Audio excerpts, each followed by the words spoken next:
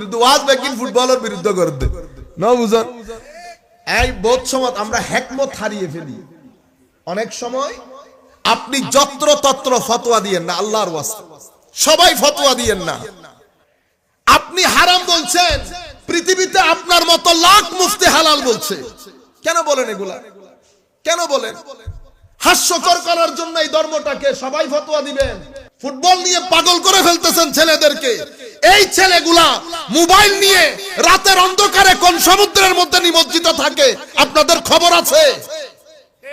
এই ছেলেগুলা ফুটবল ছাড়া মোবাইল নিয়ে কোন সমুদ্রের মধ্যে নিমজ্জিত থাকে উম্মতে মুহাম্মাদি।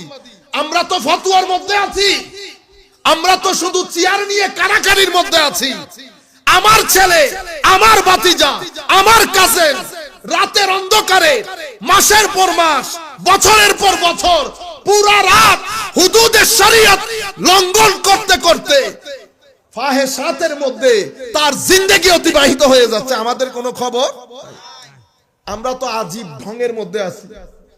কেউ এলমের বাহার দেখায়, কেউ এখানে এসে নিছক বন্ডামি করে চলে যায়, নিরেট বন্ডামি।